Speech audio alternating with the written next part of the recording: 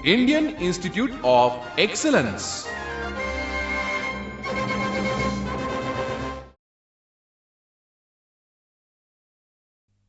अब इंस्टीट्यूट के अंदर में मेरे डेवलपमेंट ऑफिसर मेरे को यहां पर लेके आए। मैं आना बिल्कुल नहीं चाहता था। मेरे डेवलपमेंट ऑफिसर मेरे को बोले, मुकेश भाई वो लोग बहुत अच्छा सेशन चलाते हैं और मैं देखना चाहता हूं आप भी साथ में आओ। मेरे को जाने की कोई इच्छा नहीं थी क्योंकि माइंड से मैं एजेंसी को छोड़ चुका था।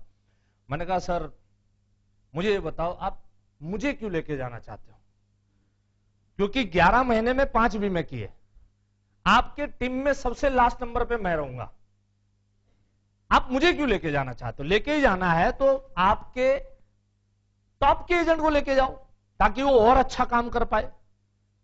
मेरे को बोले देखो मुकेश भाई मेरे से उम्र में छोटे हैं, हम दोनों एक दूसरे को रिस्पेक्ट से बोलते हैं। देखो मुकेश भाई क्या है मालूम है, सच्चा सच्चा बात बताता हूं, जिस साल आप एजेंट बने उसी साल मैं डीओ बना। जैसा आपका चलता मेरा भी वैसा ही चलता। तो कल मैं 18-20 एजेंटों का लिस्ट लेके बैठा था कि इसमें से कौन इंस्टीट्यूट की फीस भर सकता है।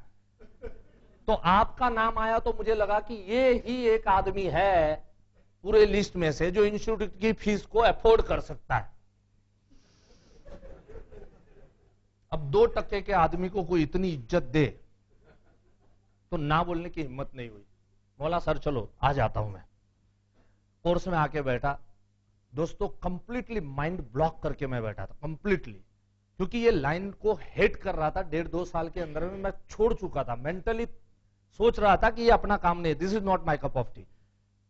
और जो चीज अपना नहीं है, ठीक है यार डीओ बेचारे बोल रहे हैं सपोर्ट करने के लिए बैठ गए, ठीक है 2 दिन देखेंगे कुछ तो सीखने को मिल ही जाएगा, अपने जीवन में काम आएगा कुछ चीज। ये माइंड सेट से मैं आके यहां पर कोर्स के अंदर में बैठा। पहला दिन जो सेशन चला और जो दिमाग के ताले खुले, पहले दिन शाम को जब भी मैं छूटा 7 दिन मेरी एजेंसी को बाकी थे और 7 लाइफ करना था।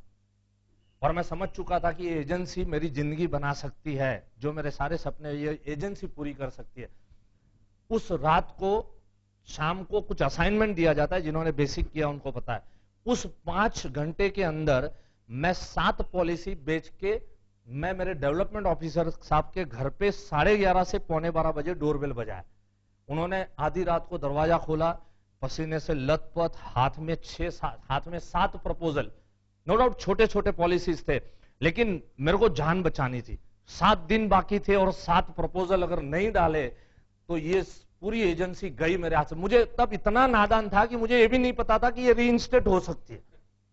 कंप्लीटली कोई नॉलेज ही नहीं था। 1.5-2 साल के करियर के अंदर में 12-12 लाइफ मुश्किल से करने वाला एजेंट, कुछ नहीं पता।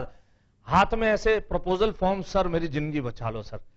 और उसके बाद तो एक कदम चढ़ते गए। धीरे धीरे 1 साल के अंदर में तो मैंने 2 व्हीलर ले लिया, दूसरे साल में मैंने सेकेंड हैंड ले लिया, तीसरे साल 2003 की बात कर रहा हूं मैं, 2003 में मेरे पास स्कॉडा कार आ गया। 2002 में भाईंदर छोड़ चुका मैं और मैं दहीसर की ओर आगे बढ़ा।